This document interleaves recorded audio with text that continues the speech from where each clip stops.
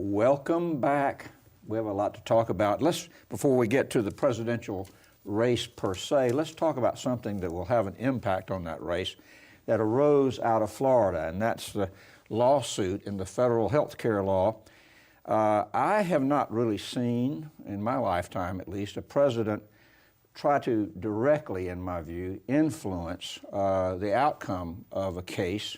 He's made a couple of statements about that case. And I'd like to throw it open to you, Mary Ellen. Do you agree with the premise of my statement or not?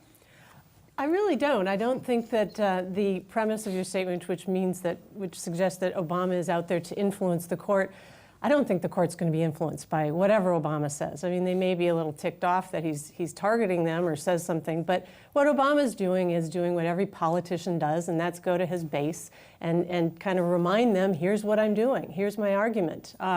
And by the way, if Republicans, if you believe that this should not be an activist court, they shouldn't get involved. They shouldn't try and turn around what Congress has done.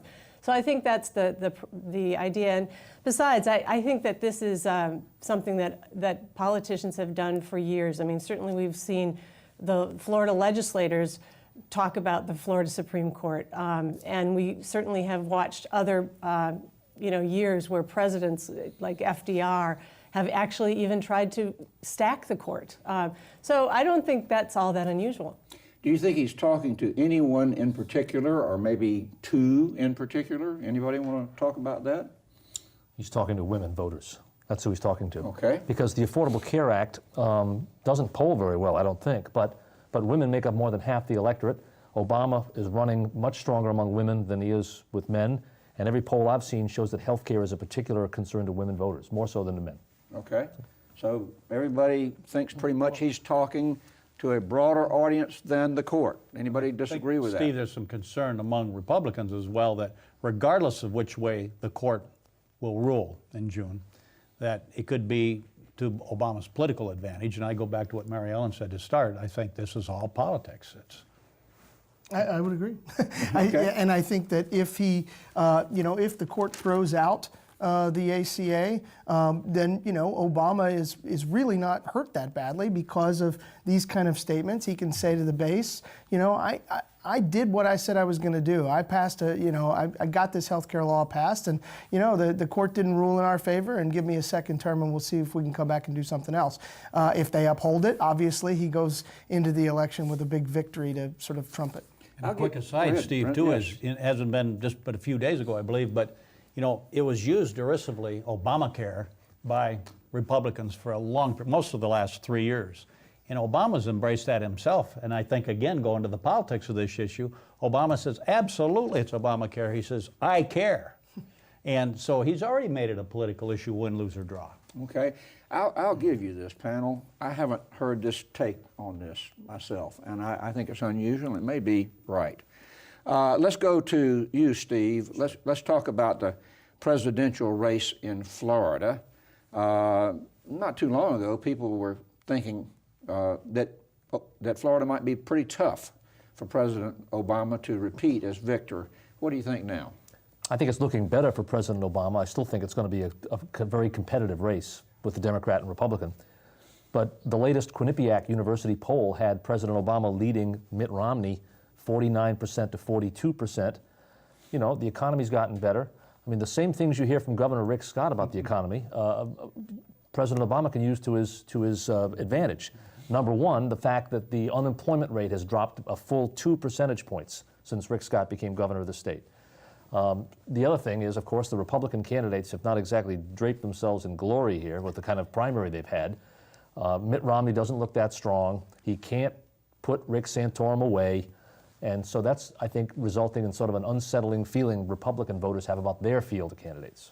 Any other comments? Well, on that, what Steve said about the unemployment rate is kind of an interesting conundrum in that, I mean, the more the employment rate drops, the better it is for the Democratic President Obama, but also the better it is for the Republican Governor, Rick Scott, who both, really their fortunes rely on the economy improving and the jobless rate decreasing.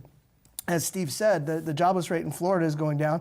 The jobless rate in the nation as a whole, the number of jobs created, the percentage increase of jobs created in the nation as a whole has outpaced job creation in Florida by a little bit. It's about 1.5% over the last year.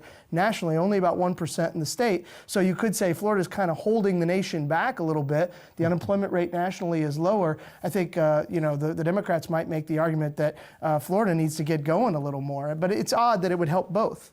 It's a difference, though, I think, is that Scott is a couple of years away from having to face the voters, whereas the president is up in November, and yet the biggest, loudest bangs on the drum about how good things in Florida are getting, and from that standpoint, unemployment-wise, and new jobs, is the governor, the Republican governor, who it seems to be just kind of helping out the president's chances in the state. I read recently that employers in Florida are saying, 4 in 10 are saying, I'm ready to, hire again. Right. And that's up 7% over this time last year. And that enthusiasm is what is going to help.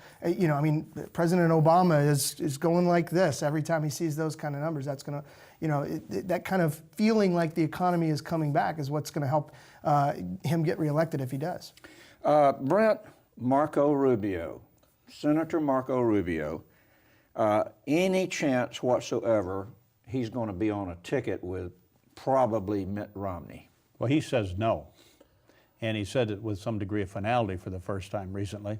So I know there's people that wonder how he could be so decisive about that, at this stage. But he says no. And I guess at some point in time, even though it's hard to do when you're dealing with politicians, you think you'd like to be able to take them at their word.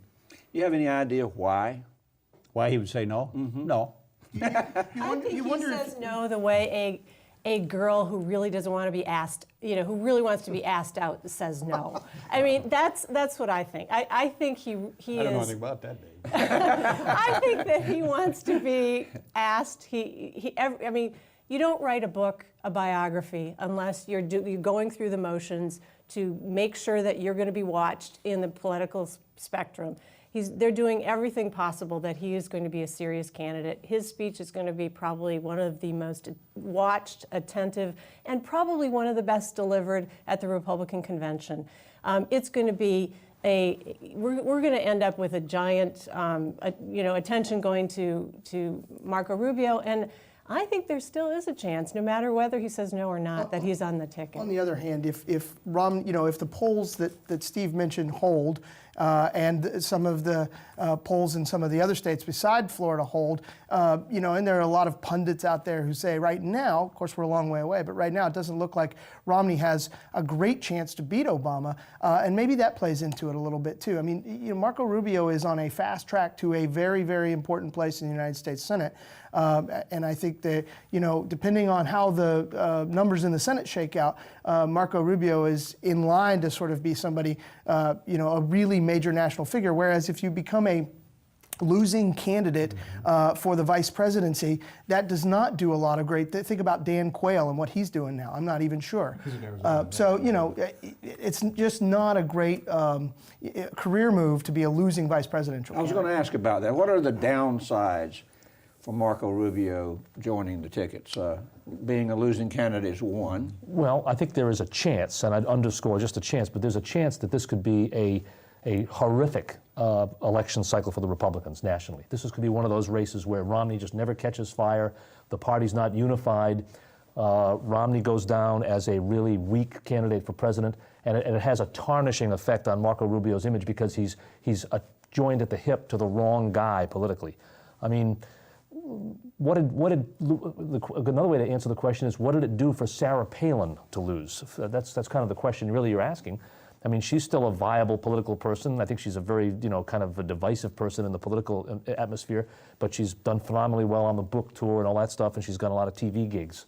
Made her a rich woman. Yeah, it's made her very wealthy, yeah, but I don't think Sarah Palin's a viable candidate for national office again. Let's talk, we were talking about the economy in terms of the president's resurgence in Florida. There are some other things that might trouble Republicans in Florida, and that's in terms of the enthusiasm for the Romney candidacy. What enthusiasm? There you go. Let's talk about that.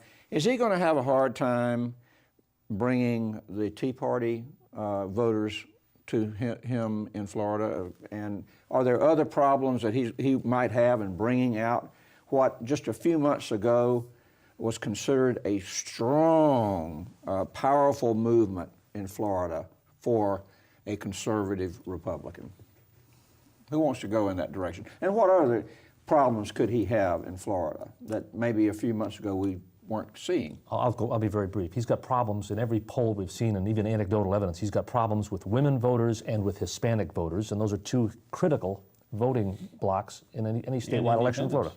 Okay. He trails there as well. Okay. There's just not an excitement about Romney. And I think one of the things that is interesting about this is that we've seen through this primary that the Republicans have gone through, we've seen it before, but we've seen it pronouncedly this time, this split between the Republicans, sort of the old guard, the Mitt Romney, sort of old captains of industry wing of the Republican Party versus the Tea Party, and this is sort of loosely tied in with the Tea Party, the evangelical wing of the Republican Party, the Christian right. Obviously, those people are enthusiastic. Unfortunately for Romney, they're not enthusiastic about him. They're enthusiastic about Rick Santorum, and they are. The question will be whether they feel let down when Romney becomes the nominee, which it looks now inevitable that he will be. Will they be let down that once again the sort of social conservative candidate didn't become the Republican nominee, and will they stay home? Will their lack of enthusiasm hurt Romney? Also, I think evangelicals, they're not real fond of the fact that Romney is a Mormon.